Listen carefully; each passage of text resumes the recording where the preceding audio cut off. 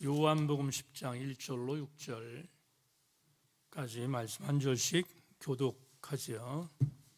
내가 진실로 진실로 너희에게 이르노니 문을 통하여 양의 우리에 들어가지 아니하고 다른 데로 넘어가는 자는 절도며 강도요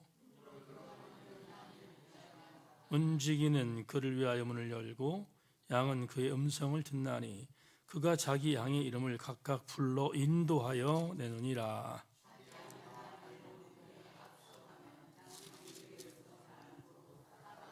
타인의 음성은 알지 못하는 고로 타인을 따르지 아니하고 도리어 도망하느니라.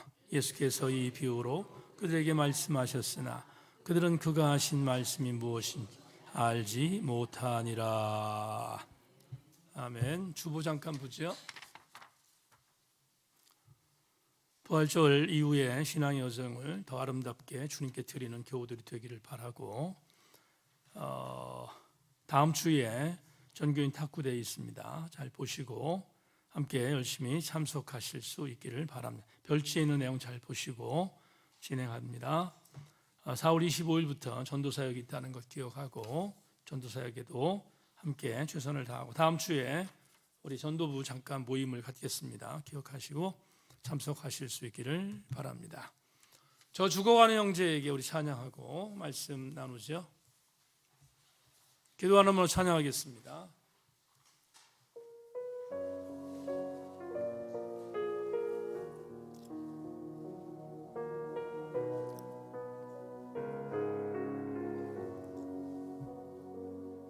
저 죽어가는 내 형제에게 생명을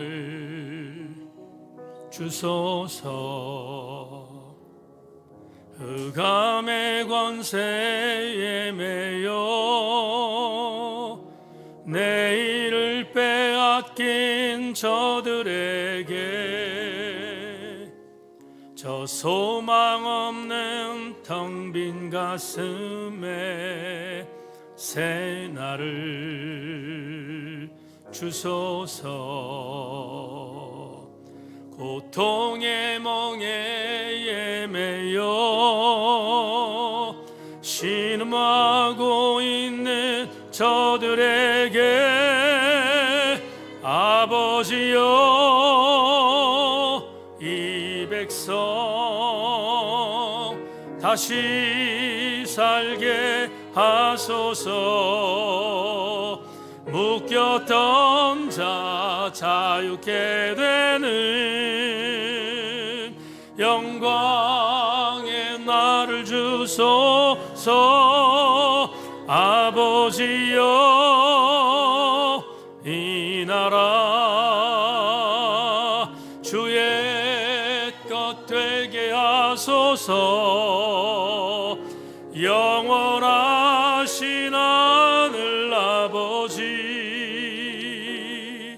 다시 섬기게. 다시 한번 찬양합시다. 저 죽어가는 내 형제에게 생명을 주소서. 흑암의 권세에 매여 내일을 빼앗긴 저들에게 저 소망 없는 텅 빈 가슴에 새 날을 주소서. 고통의 멍에 매여 신음하고 있는 저들에게 아버지여 이 백성 다시 살게 하소서. 묶였던 자 자유케 되는 영광의 날 주소서. 아버지여 이 나라 주의 것 되게 하소. 영원하신 하늘 아버지, 다시 섬기게 하 메마른 땅의 생기를, 메마른 뼈들의 생기를 부어주소서. 아버지의 긍휼 주의 군대로 서게 하소서. 성령의 바람 이제 불어와. 아버지여, 이 나라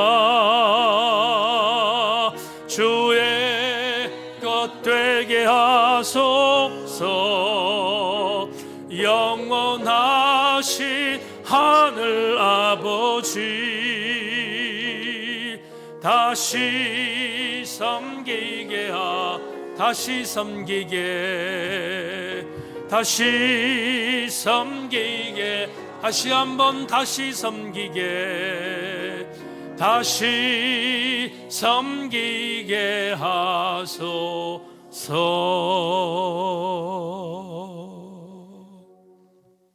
주님, 대한민국은 물론이거니와 전 세계가 다시 주님을 섬기는 나라와 땅이 되게 하여 주셔서, 하나님, 정말 수많은 백성들이 유리방하고 죽어가는 백성들이 아니라 다시 메마른 뼈들의 생기를 불어넣는 산 군사들 되게 하여 주옵소서. 오늘 말씀을 나누겠습니다. 오늘 말씀이 우리에게 주어진 의미가 얼마나 중요한가. 가슴으로, 머리로, 심장으로 우리 함께 깨닫게 하셔서 하나님, 실천적인 삶을 이뤄가는 우리 세인교회 교우들 되게 하여 주옵소서. 말씀 앞에 굴복하며 전율하며 겸손하며 떨게 하여 주옵소서. 오늘도 주의 은혜가 우리 모두에게 임하기를 소망하며 성령이 우리와 압도적으로 역사하여 주옵소서. 감사드리오며 예수 그리스도 이름으로 기도 올리옵나이다. 아멘. 한 번 더 인사합니다. 말씀에 기대를 거십시다. 인사하겠습니다. 말씀에 기대를 거십시다.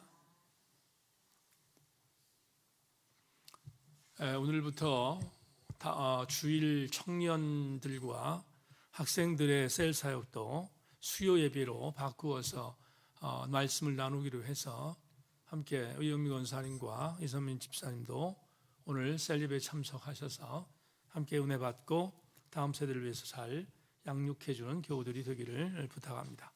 음성을 듣습니다. 이런 제목 갖고 여러분과 함께 말씀의 은혜를 나누겠습니다. 은혜 시간 되기를 주의 이름으로 소망합니다. 제가 파주에서 사역을 했을 때는 대단히 젊은 나이였습니다. 그러다 보니 우리 아이도 대단히 어렸을 때 유치원을 다니던 때로 기억이 됩니다. 당시 저희들이 살던 사택이 2층 빌라였는데 아들이 유치원에 갔다 오는 그 시간에 2층으로 계단을 딛고 올라오는 발소리가 있으면 아내가 문도 열지 않았는데 아들이 왔다고 이야기를 하는 걸 들었습니다.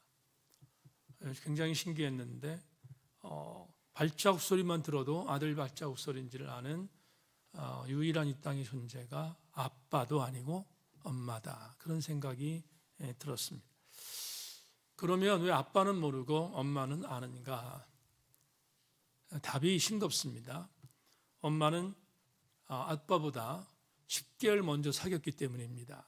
그래서 10개월 먼저 사귀었기 때문에 그래서 더 많이 그런 아이와의 어떤 모성애적인 부분에 사랑을 느끼는 것은 아닐까 하는 생각이 들어서 아빠가 하지 못하는 일을 엄마가 한다는 생각을 하게 되었습니다. 이 땅에서 아들의 일거수일투족을 유일하게 아는 존재는 엄마밖에 없다는 사실을 아빠인 저는 인정할 수밖에 없습니다. 얼마 전에 프랑스의 바스티유라고 하는 아주 쉽게 얘기하면 프랑스 독립을 쟁취했던 광장이죠. 그 바스티유 광장에서 공연이 하나 열렸습니다. 저도 유튜브를 통해서 보게 되었는데 그 공연은 다국적 공연이었고요. 전 세계에 많은 다국적 그런 뮤지션들이 모여서 국가의 음악들을 소개하고 그러는 프로그램이었습니다. 대한민국도 참석을 하게 됐는데 그날 대한민국에서 갔던 뮤지션들이 불렀던 노래, 그리고 그 노래와 더불어 프랑스에 있는 사람들이 한국어로 노래한 노래가 하나 실렸습니다. 그 노래가 여러분 잘 아시는 우리나라 동요 중에 섬집악이라는 동요입니다. 잘 아시죠? 섬집악이라는 동요가 합창단을 통해서 또 우리나라 사람들 통해서 불려졌습니다. 여러분 아시는 섬집 아기에 대한 부분의 가사가 이렇습니다. 엄마가 섬 그늘에 굴 따라 가면 아기가 혼자 남아 집을 보다가 바다가 불러주는 차장 노래에 800에 스르르 잠이 듭니다. 아기는 잠을 곤히 자고 있지만 갈매기 울음소리 마음이 설레어 다 묻힌 굴바구니 머리에 이고 엄마는 모래길을 달려옵니다. 오늘 제가 설교 준비를 하다가 고수자 권사님께 전화를 할까 하는 생각을 했습니다. 이걸 한번 고 권사님이 노래 불러주면 좋겠다 생각을 해서 할까 말까 하다가 꼭 참았습니다. 다음에 기회가 있으면 권사님 한번 이 노래를 불러주시면 어떨까 하는 생각을 합니다.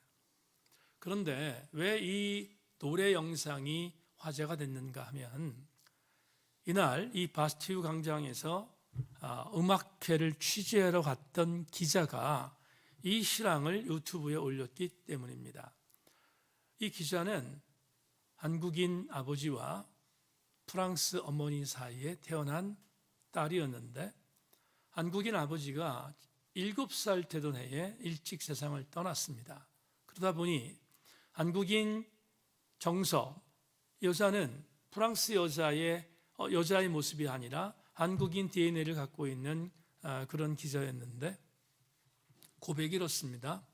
저는 7살에 아버지를 여였습니다. 한국인 아버지를 여여서 당연히 프랑스 시민이고 프랑스 언어로 자랐고 아버지가 가르쳤던 한국인 언어, 한글에 대한 부분도 거의 잊어갈 때였는데 그런데 이날 기자였기 때문에 별로 기대하지 않는 모습으로 취재를 갔다가 섬집악이라는 이 노래가 들리는데 울컥 쏟아지는 눈물을 흘렸다고 고백합니다. 여러분 질문해 볼까요? 한국어도 잘 모르는 이 프랑스 여기자가 왜 섬집악이라는 노래가 들리자 울었을까? 그 이유가 뭘까? 그녀는 이렇게 말합니다.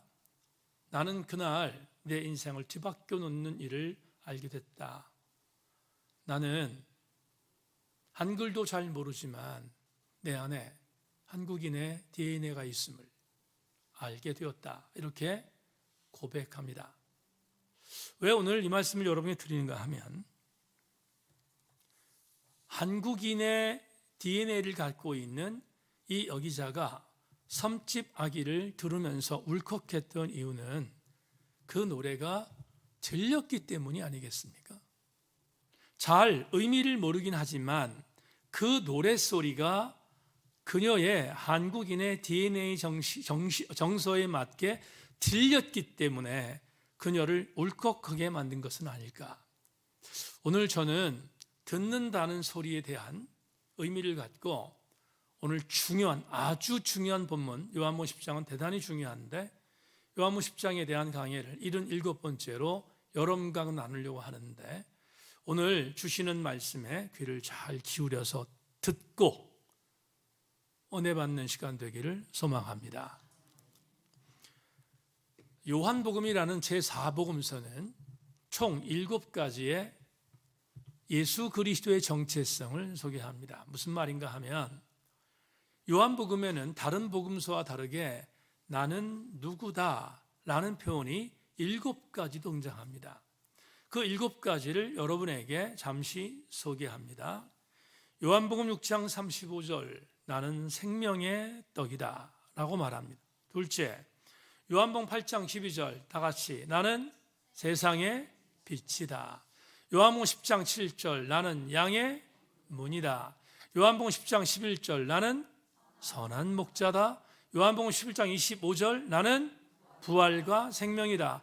요한복음 14장 6절 나는 길과 진리와 생명이다. 마지막 15장 1절에 뭐가 있습니까? 나는 참 포도나무다. 오늘 우리가 보는 게 요한복음 몇 장이지요? 10장입니다. 10장에 두 개의 예수께서 자기의 정체성을 밝히는 내용이 나오는데 오늘 여러분에게 첫 번째를 말씀드리고 다음 주에 두 번째 정체성에 대해서 말씀을 드리겠습니다. 그렇다면 오늘 주께서 당신의 정체성을 뭐라고 표현하고 있는가? 요한복음 10장 7절을 먼저 읽겠습니다. 요한복음 10장 7절을 같이 한번 읽겠습니다. 시작. 그러므로 예수께서 다시 이르시되 내가 진실로 진실로 너희에게 말하노니 나는 양의 문이다. 오늘 읽지는 않았지만 본문으로 읽지는 않았지만 7절에 예수께서 당신의 정체성을 뭐라고 표현하고 있는가 하면 나는 양의 문이다 이렇게 표현했습니다. 그러면 나는 양의 문이다는 이 말이 도대체 무슨 말인가? 그게 오늘 본문입니다. 1절부터 6절까지 정확하게 얘기하면 5절까지 말씀에서 나는 양의 문이다가 무엇인지를 알려주는 메시지가 오늘 본문에 담겨 있다라는 것을 기억하고 한번 추적해 보겠습니다. 자, 이제 본문으로 들어갑니다. 1절과 2절 같이 한번 읽어볼까요? 1절과 2절입니다. 시작. 내가 진실로 진실 너희에게 이르노니 문을 통하여 양의 우리에 들어가지 아니하고 다른 데로 넘어가는 자는 절도며 강도요 문을 들어가는 이는 양의 몽자라. 다 같이 아멘합니다. 설명할게요. 주께서 나는 무엇이다 라고 말한 7가지의 담론 중에 세 번째 해당되는 나는 양의 뭐라고요? 문이라고 되어 있습니다. 그런데 이 양의 문이라는 의미가 과연 뭘까? 1절과 2절에서 우리가 지금 읽었는데 이 말씀과 조금 전에 읽었던 7절에 나는 양의 문이다라는 말을 종합하면 이렇게 해석할 수 있습니다. 다시 한번 보겠는데 나는 양의 문이다라고 당신의 정체성을 밝히셨습니다. 나는 양의 문이다. 근데 이 양의 문이다라고 하는 이 말에 양의 문이라는 말은 의역이고 원래 헬라 원어 성경이나 영어 성경을 보면 이게 정답입니다. 나는 양들을 위한 문이다 이런 뜻이에요. 나는 양들을 위한 문이다. 그러니까 양을 위해서 만들어진 문이라는 의미가 원래 원어적인 차원에 있어서의 정확한 의미입니다. 그러면 우리가 1절과 2절을 다시 한번 보겠는데 1절, 2절을 중요하기 때문에 다시 한번 보겠는데 읽고 난 뒤에 또 한번 부연하겠습니다. 1절, 2절 다시 한번 보겠습니다. 시작. 내가 진실로 진실로 너희에게 이르노니 문을 통하여 양의 우리에 들어가지 아니하고 다른 데로 넘어가는 자는 절도며 강도요 문으로 들어가는 이는 양의 목자라. 이 구절을 적용하면 이런 겁니다. 주님이 나는 양의 문이라고 했는데 두 가지 경우가 있다는 겁니다. 어떤 경우냐면 내가 양의 문인데 좀 이따 3절에서 말씀드릴게요. 문지기가 문을 엽니다. 문을 열어줘요. 그때 문지기가 문을 열었을 때 그 문으로 들어오는 자는 목자들입니다. 목자들입니다. 그런데 2절에서 반대급부를 말하죠. 분명히 문지기가 문을 열어줍니다. 예수 그리스도가 나는 양의 문이라고 했는데 그 문을 문지기가 연다는 겁니다. 문지기가 여는데 그 문으로 들어오는 목자가 있다. 그는 진짜 목자다. 이렇게 말합니다. 그런데 문을 열었는데도 그 문으로 들어오지 않고 다른 쪽으로 들어가는 자는 오늘 본문에 뭐라고 말하고 있냐면 강도요 절도다 이렇게 표현하고 있습니다. 그러니까 여러분 어렵지 않죠? 양의 문이 되신 예수님의 그 문으로 들어오는 자는 진짜 목자고 다른 곳으로 들어오는 사람들은 강도여 절도다. 그러면서 이렇게 말합니다. 그 목자가 양의 문으로 들어왔으니 양의 문으로 들어온 그 목자의 음성을 듣고 따라오는 양들은 당연히 착한 양들입니다. 목자의 음성을 듣고 들어왔으니까. 그러니까 1절과 2절과 1절을 연합해서 해석한다면 이렇게 해석할 수 있는 겁니다. 다시 마무리할게요. 잘 보세요. 주님은 나는 양의 문이다. 양들이 들어오는 문이라고 말씀합니다. 나는 양의 문이다. 문지기 열었을 때 문지기가 연 문으로 들어오는 목자는 양을 진짜로 인도하는 목자들이지만 그 문이 아닌 다른 곳으로 들어오는 넘어오는 자들은 강도며 절도다. 이렇게 분명히 못을 받고 있습니다. 그런 뒤에 오늘 3절이 중요한데요. 3절을 우리가 한번 보겠는데 3절부터 5절까지를 함께 읽겠습니다. 3절부터 5절입니다. 다시 한번 중요한 구절 시작. 문지기는 그를 위하여 문을 열고 양은 그의 음성을 듣나니 그가 자기 양의 이름을 각각 불러 인도하여 내느니라. 자기 양을 다 내온 후 앞서가면 양들이 그의 음성을 아는 고로 따라오되 타인의 음성은 알지 못하는 고로 타인을 따르지 아니하고 도리어 도망하느니라. 이 구절도 대단히 선명합니다. 자, 이제 설명할게요. 문지기가 양의 문 대신 예수 그리스도의 문을 열었습니다. 그러면 그 다음에는 목자가 또 아까 말씀드렸죠. 들어오는 진짜 목자들이 들어온다고 했습니다. 그 문으로 들어온 목자들이 이제 두 번째 일을 합니다. 양들의 이름을 뭐한다? 부른다. 이렇게 말합니다. 양들의 이름을 부릅니다. 불러요. 그러면 양들의 이름을 부를 때 그 양들이 음성을 듣는다고 말합니다. 오늘 본문에서 그 양들이 음성을 듣는다. 그러니까 무슨 말이냐면 목자의 음성을 들으니까 그 문으로 들어오겠죠. 목자가 먼저 들어갔으니까 들어와서 부르니까 양들은 당연히 그 문을 통해서 들어올 것입니다. 그게 3절에 4절에 나와 있는 말씀입니다. 그런데 만에 하나 목자의 음성이 아니면, 자, 목자의 음성이 아닙니다.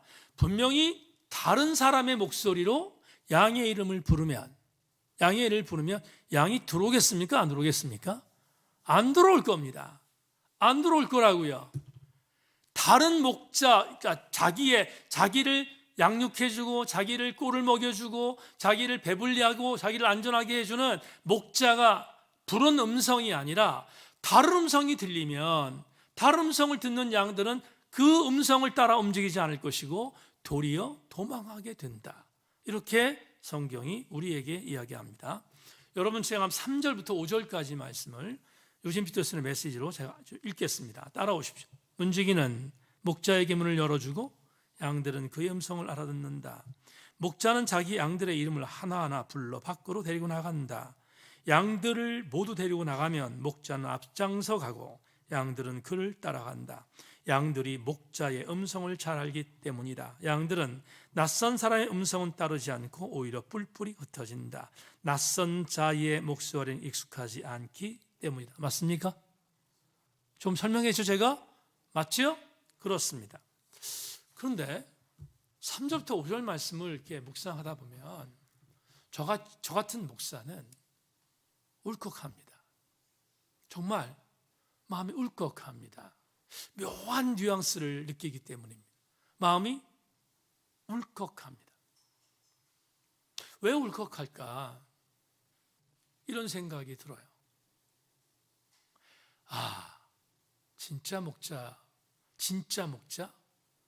진짜 목자의 음성을 양들이 아는구나. 양들이 안단 말이죠. 그러니까 울컥합니다. 여러분, 만약에 목자의 음성을 양들이 알아차리지 못한다면 둘 중에 하나입니다. 하나는 그 목자가 가짜든지 아니면 그 목자가 양들을 따라오지 못하게 만들었든지 둘 중 하나일 거예요. 이걸 역으로 얘기하면 이 두 가지 해당되지 않는 목자는 무슨 말을 하든 양들이 따라올 것이다가 결론이지 않습니까? 그래서 그런지 목사가 이런 말씀을 읽을 때마다 울컥합니다. 오늘 새벽에 제가 마지막 엔딩 멘트에서 말씀드리겠지만 오늘 새벽에 새벽예배 인도하고 나와 있는 교우들의 이름을 일일이 불렀어요. 오늘 시편 91편이 하나님은 내 이름을 아신다가 있거든요. 불렀어요. 이름을 부를 때 제가 울컥하는 거예요. 그래, 하나님이 위탁하신 양들이지. 여러분, 이것은 진짜 목자와 진짜 양과의 상관관계, 역학관계, 이거 형성될 때만 아는 거죠. 우리 신명식 장로님이 우사를 경영합니다. 우사를 경영해서 제가 가보지 않았지만 그 소 한 마리 한 마리에게 애지중지하고 노력하는 일들, 오늘 이 자리 없지만 이재명 안수집사님이 경영하고 있는 경영터에서 돼지 한 마리 한 마리를 어떻게 애지중지로 키우고 있는지는 우리가 안 봐도 알잖아요. 안 봐도 안다. 왜냐하면 그 소와 그 돼지는 본인들에게 있어서 자식 같은 존재라고 여기지 않았겠습니까? 그러니까 그렇게 되는 거지요. 하물며 오늘 목자에 대한 이 메시지를 나누면서 목자의 심정에 오죽하겠냐 이 말이죠. 그러니 울컥할 수밖에 없는 거죠. 자, 어쨌든 간에 진짜 목자와 진짜 양들의 관계에 대한 부분들을 음성이라는 걸 통해서 우리가 알게 된다라고 말씀드렸습니다. 근데 오늘 또 하나 중요한 단어가 나오는데 문지기라는 단어가 나오죠. 문지기가 누굴까? 자, 보세요. 주님은 당신의 정체성을 뭐라고 말했어요? 나는 양의 문이다 이렇게 말했습니다. 그러면 양의 문인 예수님의 문을 예수님이 여시면 되는데 오늘 요한복음 10장에서 예수님의 문을 여는 게 아니라 문지기가 연다 이렇게 말하고 있어요. 그럼 도대체 이 문지기가 뭐지? 굉장히 많은 학설들이 있는데 복잡하게 생각하지 말고 몇 가지만 얘기하겠습니다. 학자들에 의하면 이 문지기는 그러니까 굉장히 복음적이고 보수적인 학자들은 이 문지기, 예수님 마음을 열어주는 문지기는 누굴까? 이렇게 말할 때 가장 많이 얘기했던 것이 하나님 아버지, 또 하나는 보혜사 성령이라고 해석합니다. 아주 복음적이고 보수적인 고전적인 해석은. 근데 조금 진보적인 해석을 하는 사람들은 세례 요한이라고 말합니다. 왜 세례 요한이라고 말하냐면 세례 요한이 미리 와서 예수님의 사역을 준비했으니까 문을 연 거라고 해석하는 겁니다. 아시겠죠? 무슨 얘기인지? 그런데 저도 옛날에 젊은 시절에는 제일 안전한 게 하나님과 성령님이야. 그래서 저도 하나님과 성령님 쪽으로 많이 말했습니다. 그런데 요즘에 좀 달라졌어요. 뭐가 달라졌냐면 저는 하나님과 성령님이라고 해석하는 문지기 해석을 반대하지 않아요. 일견 동의합니다. 그런데 2026년을 살아가는 목사로서 이것보다 조금 더 외연적으로 확장된 내용이 있으면 좋겠다는 마음들을 갖고 있었는데 이런 해석이 있습니다. 지금 하나님과 성령님과 세례 요한은 대상이죠. 누군가 대상이잖아요. 대상인데 요즘의 학자들은 어떻게 해석하냐면 그렇게 해석하지 않아요. 어떻게 해석하냐면 문지기는 예수 그리스도라는 우리의 주군의 마음에 합당하게 일하는 일체의 것이라고 믿는 거예요. 자, 좀 쉽게 말씀드릴게요. 예수 그리스도의 마음을 누가 여는가? 하나님도 열고 성령도 여시죠. 근데 예수 그리스도의 마음을 여는 것은 예수 그리스도의 합당한 삶을 살아가는 모든 것들이 열려 있는 거예요. 무슨 말 이해하셨습니까? 예수 그리스도께서 원하시는 식에 열려 있는 모든 것들은 그 존재들에게 예수 그리스도의 마음이 열려져 있다고 해석하는 거죠. 그러니까 특정한 개인을 얘기하는 것이 아니라 뭘 얘기하냐면 사람뿐만 아니라 우리가 믿는 성령님과 하나님이라는 존재뿐만 아니라 예수 그리스도의 마음에 합당한 일체 것들을 다 대상으로 여긴다. 저는 이제 조금 더 신앙의 깊이가 넓어지고 깊어져서 그런지 모르지만 이게 좋겠다 생각해요. 여기로 많이 흐르고 있습니다. 한 가지 비유를 드릴게요. 어제 김동욱 목사가 인사차 그리고 또 미얀마 선교에 대한 여러 가지 보고도 할 겸해서 찾아왔습니다. 수술한 지 1년이 됐고 우리가 기도한 것처럼 이제 결과가 내일 모레 10일 날 나오는데 하나님이 김동욱 목사의 사역에 대한 부분들을 잘 인도해 주시기를 간절히 소망합니다. 어제 와서 이런저런 얘기, 앞으로 사역에 대한 여러 가지 얘기들을 좀 나눴고요. 저한테 야단도 좀 맞았어요. 제가 야단 칠 수 있는 이유는 제가 선배기도 하고 제가 또 함께 동역했던 부교역자였기 때문에 이런저런 부분에 좀 마음에 안 드는 것들, 이런 것들을 좀 이렇게 얘기하면 정말 야단치는 목사 같은데 그러니까 잘 말해줬습니다. 이렇게 표현하는 게 낫겠다. 잘 말해줬습니다. 근데 김동욱 목사가 저를 잘 따르거든요. 정말 잘 따릅니다. 본인 입으로 저는 목사님 만난 게 인생에 있어서 정말 굉장히 큰 행운이라고 생각한다고 할 정도니까 전 진정성을 믿습니다. 근데 식사하고 서재에서 커피 한 잔 마시는데 저한테 이런 얘기를 해요. 목사님, 제가 지난주에 어느 교회를 갔다 왔습니다. 갔다 왔는데 목사님 누구 어떤 교회 어떤 목사님입니다. 뭐 저도 아는 그런 후배입니다. 근데 말끝에 이런 얘기를 하는 거야. 목사님, 제가 한국에 나와서 저를 아는 지인 목사님들이 저에게 주일 설교를 부탁하고 아니면 수요 설교를 부탁하고 해서 초빙받아서 선교사로서의 역할을 감당하기 위해서 교회를 방문하면 그 선배들, 그 김동욱 목사 선배들도 있고 뭐 동기들도 있고 그렇다고 하는데 근데 꼭 저에 대해서 물어봅니다. 저를 잘 알지 못하는 선배님들은 제가 어디 사역했는지를 궁금해해요. 그래서 제가 그렇게 얘기합니다. 저는 제일 첫 번째 처녀사역이 제천중앙교회였습니다. 이강동 목사님이라는 목사님한테 가서 이런 것 저런 거 배우면서 정말 많은 것들 공부했습니다.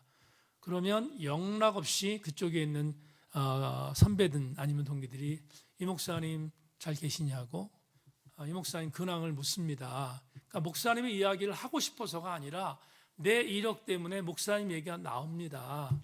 이렇게 이야기를 하는 거예요.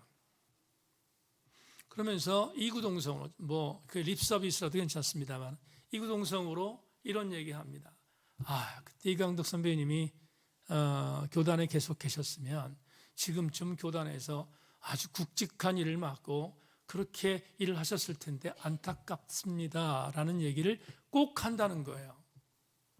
제 듣기 좋게 립서비스로 하려고 하는 소리로 했는지 모르겠습니다만 그 얘기를 듣는데 제가 그 얘기를 듣고 이런 얘기했습니다.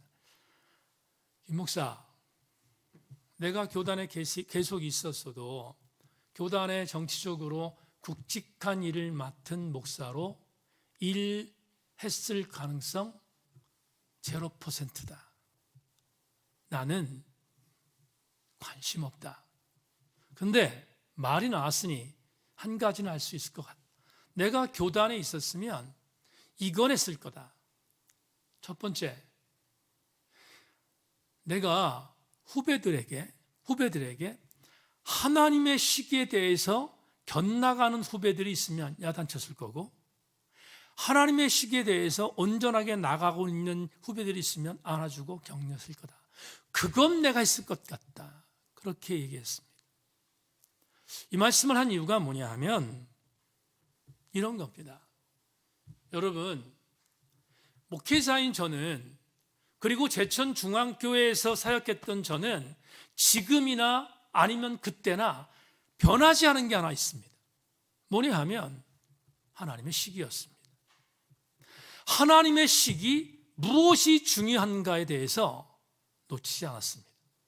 그건 지금이 오히려 더할 수 있습니다. 젊은 날이든 아니면 지금 나이 같은 나이든 상관없이 하나님의 시기 뭐지? 그 하나님의 시기 뭔지에 대해서 천착하고 그것에 대해서 목숨 걸려고 했던 그런 삶을 반추하면 고백할 수 있습니다. 왜 이 말씀을 드리냐면, 예수 그리스도께서 마음의 문을 여는 것은 예수 그리스도께서 합당한 삶을 살고 있는 자에게 마음을 여십니다. 하나님의 식이 아니라 세상의 식과 정치적인 공식의 식으로 나아가는 자들에게 하나님의 아들 예수 그리스도는 마음을 열지 않습니다. 오늘 문지기가 누굴까? 문지기, 좀 전에 말씀드렸습니다. 성령님일 수도 있고 하나님일 수도 있고 세례요한일 수도 있습니다. 어떤 논쟁이든 간에 가능성이 있으니까. 근데 저는 나이가 들면서 지금 제 사역 현장의 목회적인 철학의 의미에 있어서 문지기를 해석하라고 하면 이렇게 해석합니다. 그럴 수도 있어. 하나님일 수도 있고 성령님일 수도 있고 세례요한일 수도 있다. 그런데 제가 보는 문지기는, 예수 그리스도의 마음을 여는 문지기는 예수 그리스도의 마음에 합당한 삶을 사는 일체 것들이다. 저는 그렇게 믿습니다. 그래서 권고하고 싶은 것이 있습니다. 그러니까 우리는 예수 그리스도의 마음의 문을 열 수 있도록 예수님의 시기에 합당한 삶을 사는 것이 마땅합니다. 그걸 잃어버리면 안 됩니다. 자, 여러분 3절만 다시 한번 읽어보겠습니다. 3절 다시 읽습니다. 같이 시작. 문지기는 그를 위하여 문을 열고 양은 그의 음성을 듣나니 그가 자기 양의 이름을 각각 불러 인도하여 내느니라. 설교 준비하면서 양에 대하여 천착했습니다. 여러분, 양이라는 이 단어, 양은 그의 음성을 듣나니 그랬잖아요. 이 양이 헬라 언어로 프로바톤입니다. 이게 무슨 말인가 하면, 양은 세 종류의 양이 있습니다. 헬라어 용법으로 양은 세 종류의 양이 있습니다. 첫째, 갓 엄마의 뱃속에서 태어난 어린 양을 아르니온이라고 합니다. 태어나자마자 얼마 안 된 양, 새끼 양을 아르니온이라고 합니다. 그 다음에 이제 어느 정도 자랐습니다. 청소년, 내가 설교 원gon에서 안 썼지만 청소년 양이라고 칩시다. 중간에 있는 양을 프로바티온이라는 단어를 씁니다. 프로바티온. 그런데 여론같이 이제 다 성장하고 완숙한 그런 양이 됩니다. 완숙한 양을 프로바톤이라고 말을 합니다. 아르니온은 매우 어린 양, 프로바티온은 청소년 양, 그리고 매우 장성한 양을 프로바톤이라는 단어를 씁니다. 다 다르지요? 그런데 오늘 3절에 나오는 양들은 그의 음성을 듣나니 했을 때 양이 프로바톤입니다. 그럼 무슨 말이죠? 다 큰 양이라는 거야. 다 큰 양이라는 의미를 어떻게 해석했는가 하면 독립적으로 행동할 수 있는 양들. 그러니까 이런 겁니다. 다 컸기 때문에 양들도 양들의 입장에서 자기에 대한 어떤 의지를 갖고 있는 양들이라고 해석할 수 있다면 이렇게 해석이 가능한 겁니다. 목자가 자기 이름을 불렀습니다. 프로바톤이라는 양의 이름을 불렀습니다. 그러면 충분히 이 프로바톤은 목자의 음성이 나를 양육해 준 목자의 음성인지를 알아들 수 있는 인지력이 있다는 거예요. 제 말 무슨 얘기 이해하셨습니까? 그렇습니다. 그렇기 때문에 여기 나오는 3절에 있는 프로바톤이라는 양은 목자의 음성을 충분히 들을 수 있었던 양이었음을 3절에서 우리한테 알려주고 있습니다. 그러면서 4절과 5절 한번 마지막으로 보겠습니다. 4절 5절 이렇게 말합니다. 자기 양을 다 내어놓은 후에 앞서가면 양들이 그 음성을 아는 거로 따라오되 타인의 음성은 알지 못하는 거로 타인을 따르지 아니하고 도리어 도망하느니라. 프로바톤이라는 단어의 양에 대한 어떤 내용을 말씀드리니까 4절 5절이 너무 당연합니다. 여러분, 다 완숙한 양이니까 가짜 목자의 음성, 진짜 목자의 음성을 아는 것은 너무나 당연하다는 것을 4절과 5절이 우리한테 이야기합니다. 그러면 오늘 본문의 마지막 절 6절은 뭔가? 6절 제가 읽겠습니다. 예수께서 이 비유로 그들에게 말씀하셨으나 그들은 그가 하신 말씀이 무엇인지 알지 못하니라. 여기 보면 그들이 나옵니다. 나오죠? 그들이 누굴까? 그들이라는 이 존재는 누굴까? 양의 음성을 듣지 못하는 그들이 누굴까? 여러분 반추합시다. 요한복음 9장에서 예수 그리스도가 고쳐진 눈을 뜬 소경을 눈을 뜨게 해줬는데 그 소경을 눈뜨게 해줬다고 정말 집요하게 시비 걸었던 바리새인들, 유대 종교인들, 그들을 가르치는 단어가 뭐다? 그들입니다. 이들은 예수 그리스도의 음성을 들을 수 없는 겁니다. 예수 그리스도가 문을 열 수도 없습니다. 왜냐하면 이들은 이미 예수 그리스도와 등져 있는 존재들이었기 때문입니다. 예수 그리스도의 소리를 들을 수 없던 존재들, 이들은 아무리 주께서 비유로 말씀하셔도 이 내용을 알 수 없었음을 6절이 엔딩 멘트로 우리한테 말씀해 주고 있습니다. 자, 여기까지 본문 해설 마쳤습니다. 조금 여러분 지리했지만 이잡듯이 연구했습니다. 그러면 우리는 77번째 본문 강해를 통해서 우리가 얻게 되는 은혜가 있습니다. 선명합니다. 어렵지 않아요. 선명합니다. 레마 보겠습니다. 지금 우리 그리스도인들이 2026년에 양의 문 대신 예수 그리스도의 음성을 듣는다는 것은 주의 말씀입니다. 우리가 주께서 당신의 문을 열고 우리 한 사람 한 사람의 이름을 불러주며 내가 너희의 진정한 목자다 라고 말씀해 주시는 말씀의 통로는 오늘 2026년에게 우리에게 주어진 말씀임을 여러분 잊지 말기를 주님의 이름으로 소망합니다. 그러면 이런 도전이 됩니다. 적어도 그 말씀에 음성을 귀를 기울여 그 말씀에 진짜 양들이 듣는 그 음성을 들을 때 그는 절대로 엇나가지 않습니다. 양떼의 무리에서 이탈하지 않습니다. 한 명의 잃어버린 양이 되지 않습니다. 다시 여러분 강조합니다. 우리가 지금 2026년에 우리에게 조명하시는 하나님의 음성을 들을 수 있는 유일한 방법은 우리에게 조명해 주신 하나님 말씀을 듣는 것입니다. 이 말씀을 들을 때 우리는 엇나가지 않는다 하는 것을 이 본문이 우리에게 알려주고 있습니다. 그렇다면 여러분에게 오늘의 언어로 적용해 보겠습니다. 여러분 끝날 때마다 가슴으로 아멘 해주시기를 정말로 부탁하는데, 제가 지금까지 본문을 해석하고 2026년에 우리에게 주의 음성을 들려주는 루트인 하나님 말씀을 듣기 위하여 귀를 열라고 말씀드렸습니다. 그래야지 엇나가지 않는다고 했습니다. 그러면 여러분에게 선포합니다.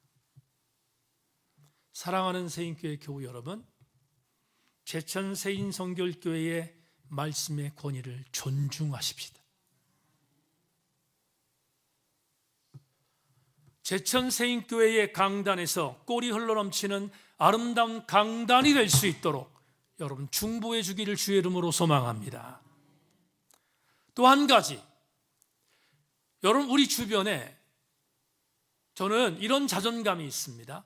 우리가 열악해서 우리가 움츠려서가 아니라 하나님 강단 말고 우리 주변에 강단의 말씀의 권위가 아니라 강단 외의 곳에서 우리에게 이런저런 꼴을 준다고 말하는 유혹이 흔들리지 마십시오.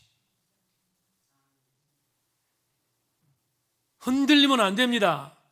왜냐하면 그 흔들림에 빠져 있는 수많은 사람들이 신천지 넘어갔고 하나님의 교회로 넘어갔고 수많은 이단에 빠져 있는 존재들이 바로 그런 존재들이기 때문입니다. 여러분, 저는 이런 자존감이 있다고 말씀드렸습니다. 하나님의 교회 강단이 엇나가지 않는 강단인 것을 전제할 때 하나님 몸된 교회 선포하는 강단의 말씀의 권위 아멘하기를 주의 이름으로 소망하고 따라오셔야 합니다. 그래야 양떼의 무리에서 이탈하지 않습니다. 오늘 새벽에 시편 91편 말씀을 읽었습니다. 91편 9절로 14절 말씀을 여러분에게 읽겠습니다. 내가 말하기를 여호와는 나의 피난처시라 하고 지존자를 너의 거처로 삼았으므로 화가 내게 미치지 못하며 재앙이 내 장막에 가까이 오지 못하리니 그가 너를 위하여 그의 천사들을 명령하사 내 모든 길에서 너를 지키게 하심이라. 그들이 그들의 손으로 너를 붙들어 발이 돌에 부딪히지 아니하게 하리로다. 내가 사자와 독사를 밟으며 젊은 사자와 뱀을 발로 누르리로다. 하나님이 이르시되 그가 나를 사랑한즉 내가 그를 건지리라. 그가 내 이름을 안즉 내가 그를 높이리라. 여러분, 시편 91편의 이 말씀의 은혜가 뭔지 아십니까? 하나님과 우리를 복수로 쓰지 않았어요. 하나님도 단수, 우리라고 하는 존재도 그 단수로 썼어요. 무슨 말인가 하면 양과 목자의 관계로 1대1의 관계로 맺어져 있음을 선포하고 있습니다. 신의 고백을 통하여 우리가 얻는 교훈이 하나 있습니다. 여러분, 시인은 우리를 아는 것이 아니라 하나님을 소개할 때 하나님은 너를 안다고 말합니다. 너의 이름을 안다고 말하고 있으며 너를 높일 것이라고 말하고 있으며 너에게 내가 환난을 당할 때 너를 건질 것이라고 약속하고 있습니다. 그렇다면 나에게 1인칭 객단하러 오시는 하나님의 말씀을 우리는 1인칭 객관화가 되어 들어야 하지 않겠습니까? 그게 오늘 우리에게 주시는 하나님의 은혜입니다. 하나님은 언제나 우리 개인에게 1인칭으로 오셔서 말씀하십니다. 그 말씀 안에서 우리가 할 수 있는 반응은 귀를 열고 그 말씀의 음성을 듣는 것입니다. 들으면 우리는 이길 수 있습니다. 신명기 8장 3절에서 이렇게 말하죠. 너를 낮추시며 너를 줄이게 하시며 또 너도 알지 못하며 내 조상들도 알지 못하는 만나를 내게 먹이신 것은 사람이 떡으로만 사는 것이 아니요 여호와의 입에서 나오는 모든 말씀으로 사는 줄을 네가 알게 하려 하심이니라 라고 말합니다. 사랑하는 여러분, 말씀이 여러분에게 음성으로 들려지기를 주의 이름으로 소망하며 나는 그 음성을 듣는 목자가 될 수 있기를 주님의 이름으로 축원합니다. 설교 맺겠습니다. 문장 하나 읽겠습니다. 오늘날 우리 신앙도 순수하게 하나님 말씀에 기초해야 한다. 개인적인 신앙의 체험이 아무리 신비할지라도 말씀보다 우위에 설 수는 없다. 그 체험도 말씀으로 검토되어야 한다. 또한 특정 교단의 교리가 말씀으로 해석하는 척도가 되어서는 안 된다. 말씀은 교리보다 앞선 것으로 인간의 교리는 하나님 말씀 앞에 겸손히 무릎 꿇어야 한다. 뿐만 아니라 교회 전통도 말씀에 의해 재검증되어야 한다. 하나님 백성에게 말씀보다 중요한 건 없다. 우리의 신앙은 영원 불멸한 하나님 말씀의 그 뿌리를 깊숙이 내려야 한다. 차준희 교수가 은퇴가 이번 학기가 마지막 학기라서 이번 학기를 마지막으로 은퇴합니다. 친구가 대단히 우울해합니다. 은퇴해야 돼서. 그런데 은퇴를 앞두고 마지막 차관을 출간해서 보냈습니다. 이 목사 마지막 책이야. 그리고 보냈습니다. 좀 서평 써서 보냈으면 좋겠다 이렇게 얘기를 했는데 이 글을 읽다가 이 생각이 들었습니다. 친구는 평생 한세대학에서 강의했습니다. 한세대학은 여러분 아시는 것처럼 순복음교단의 교단 직영신학교입니다. 지금은 많이 바뀌었지만 찬일 교수가 초창기 때 한세대학 가서 이런 부분에 있어서 뉘앙스를 많이 풍겼습니다. 적응이 잘 안 돼. 서울신학대학을 공부한 친구가 여러분 적응되겠습니까? 순복음교단에 가서 적응 안 될 거 아니에요. 왜냐하면 친구가 그런 얘기한 적이 있어요. 나는 신학교 교수인데 나는 신학교에 들어온 순복음교회 학생들을 보면 나만 불을 못 받은 것 같아. 이렇게 나름대로 이렇게 얘기했던 그런 농담도 한 적이 있습니다. 마지막 책에서 이렇게 썼습니다. 우리의 신앙은 교리도 아니요. 우리의 신앙은 교단의 신비적인 부분의 체험도 아니요. 우리의 신앙은 말씀에 입각해야 한다고. 얼마나 벼르고 벼른 말씀이겠습니까? 오늘 우리 교우들에게 선포합니다. 제천세인교회 성도 여러분, 하나님이 우리에게 주신 유일한 음성의 통로, 말씀에 귀를 기울이고 그때마다 주시는 음성에 귀를 열어 여러분 우리에서 이탈하지 않고 안전하게 거할 수 있는 우리 모든 성도들 다 되기를 주의 이름으로 소망합니다.